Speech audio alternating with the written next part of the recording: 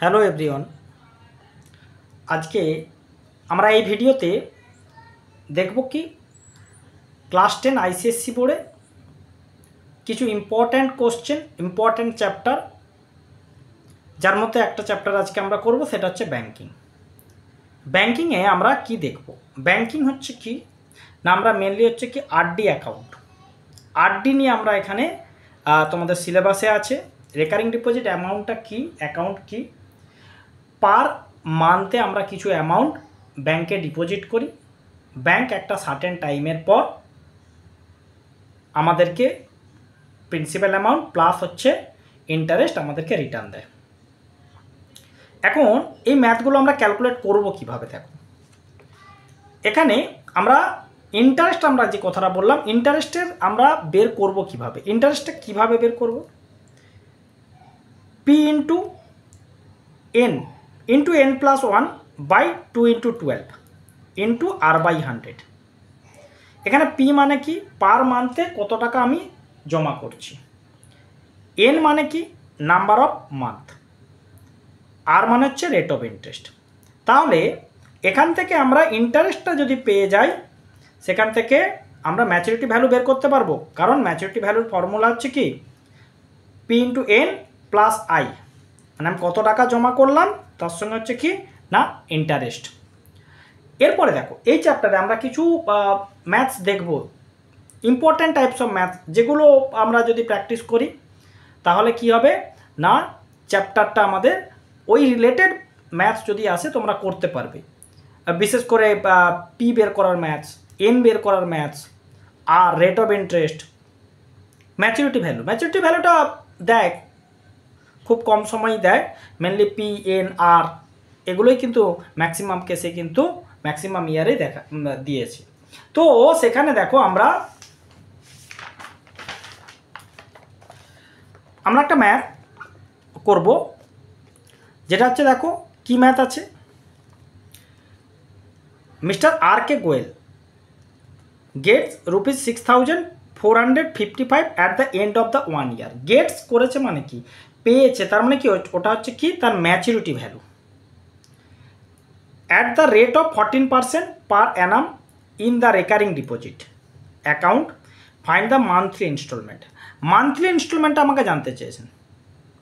তাহলে আমার এটা হচ্ছে কি ম্যাচুরিটি ভ্যালু, টাইম কত 1 ইয়ার, রেট অফ ইন্টারেস্ট 14%, আমাকে মান্থলি ইনস্টলমেন্টটা বের করতে হবে। দেখো আমি এখানে ম্যাথটা করেছি, mister R K deposits ₹X per month আমি করে দিয়েছি। তো এক্স পার মান্থ মানে P equal to ₹X, N equal to কত 1 year equal to 12 month, R হচ্ছে কত না 14%। ইন্টারেস্টটা কত আর্ন করবে? পি ইকুয়াল টু কত N into N plus 1 by 2 into 12 into R by 100। P এর ভ্যালু আমরা ধরে নিয়েছি X into 12 plus 1 by 2 into 12 into 14 by 100। এখান থেকে আমরা 12 ক্যান্সেল করলাম, তাহলে এখানে থাকছে 13 into 7 91x by 100, that equal to কত 0.91x। দেখ এই পার্টটাতে আমরা এক্স দিয়ে আমরা করে নিলাম, এখানে তোমরা ডাইরেক্ট পিও রাখতে পারো, তবে এক্স একটা ভ্যারিয়েবল দিয়ে করে নিলে এখানে তোমাদের অনেক ইজি হবে। এরপরে মানি কত ডিপোজিট করছে, এখানে আমরা লিখব মানি ডিপোজিট।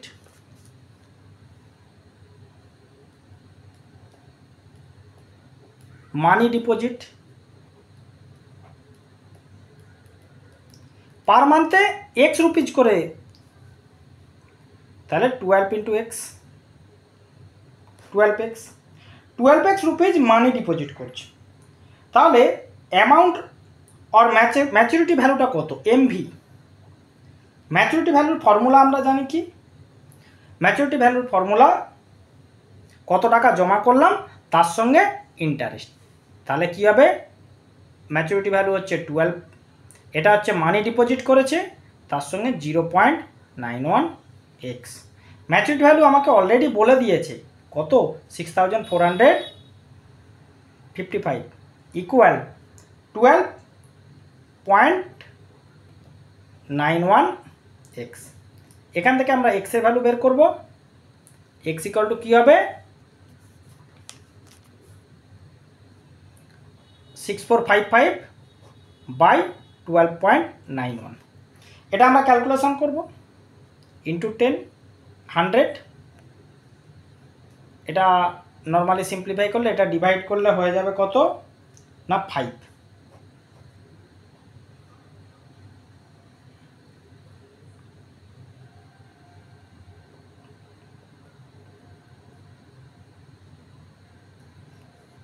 তাহলে এটা হয়ে যাবে 500। তাহলে মান্থলি ইনস্টলমেন্ট কত ছিল না ₹500।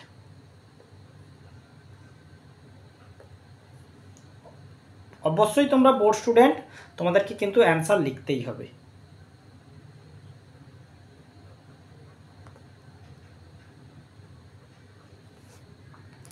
এরপরে কোশ্চেন দেখো, আমরা একটা কোশ্চেন দেখব। Ahmed has a recurring deposit account in a bank. He deposit ₹2500 per month for 2 years. If he gets 66,250 at the time of maturity, find, কি ফাইন্ড করতে বলেছে, interest paid by the bank, rate of interest. দেখো আগেরটাতে আমরা বের করলাম, কি বের করেছি না পি বের করেছি, এখানে আর বের করব আর আই বের করব, দুটো জিনিস আমরা বের করব। দেখো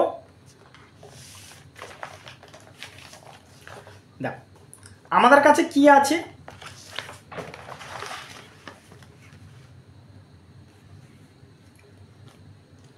আমাদের কাছে ম্যাচুরিটি ভ্যালু বলে দিয়েছে, প্রথমত পি বলে দিয়েছে।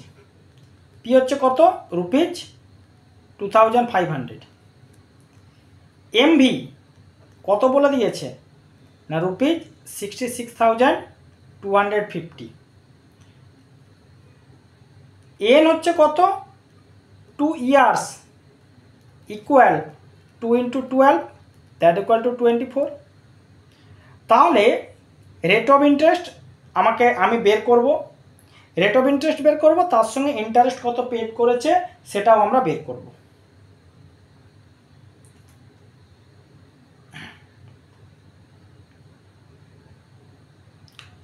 টোটাল মান্থলি ডিপোজিট কত হয়েছে দেখো, টোটাল মান্থলি ডিপোজিট এনের ভ্যালু কত বেরালো না 24। এন যদি আমার 24 বেরিয়ে যায়, আমার কাছে পি আছে, এমভি আছে, এন বেরিয়ে গেছে। আমি এবারে ধরে নেব interest paid by the bank মানে কি, MV minus sum of the deposit. তাহলে MV minus sum of the deposit, sum of the deposit কত করেছে, sum of the deposit total deposit লিখতে পারবে,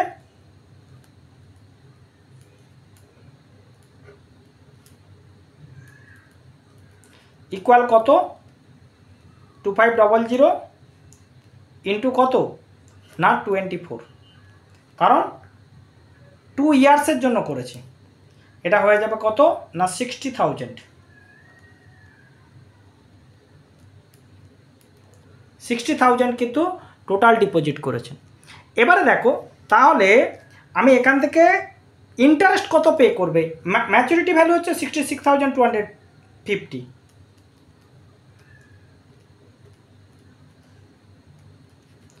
ইন্টারেস্ট পে কত করবে 66,250 মাইনাস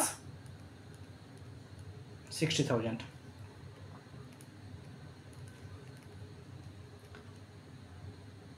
6,250 হচ্ছে কি না ইন্টারেস্ট পে হবে। ইন্টারেস্ট যখনই পে হয়ে গেল, আমার কাছে একটা টার্ম আমরা পেয়ে গেলাম। এরপরে দেখো 6,250 হচ্ছে কি ইন্টারেস্ট, পি জেনে গেছি। তাহলে ইন্টারেস্ট ইকুয়াল টু আমরা এবারে ফর্মুলা লিখব, interest equal to P into n+1 by 2 × 12 r/100। তাহলে ইন্টারেস্ট আমি ভ্যালু বসিয়ে দেবো 6,250 ইকুয়াল পি হচ্ছে কত না 2,500 মাল্টিপ্লাই 2,500, এন হচ্ছে আমরা জানি না, এন হচ্ছে 24 into 24 + 1 25 by 2 × 12 into rate of interest আমরা জানি না, রেট অফ ইন্টারেস্ট প্রথমে বের করব। দেখো এখান পর্যন্ত আমরা এই ইকুয়েশানটা আমরা পেলাম। এরপর এখান থেকে আমরা লিনিয়ার ইকুয়েশান করে নর্মালভাবে কিন্তু অঙ্কটা বের করতে পারবো। দেখো এখানে 0 0 আমি ক্যান্সেল করলাম,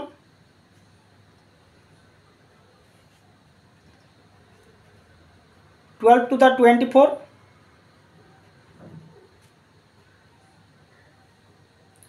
এবারে দেখো 2 2 ক্যান্সেল করলাম, তাহলে 25 25 কত হচ্ছে না 625 আর 6250 ইকুয়াল টু 625 আর, তাহলে আর ইকুয়াল টু কী হচ্ছে 6250 বাই 625, দ্যাট ইকুয়াল টু কত না 10, আর ইকুয়াল টু কত 10%।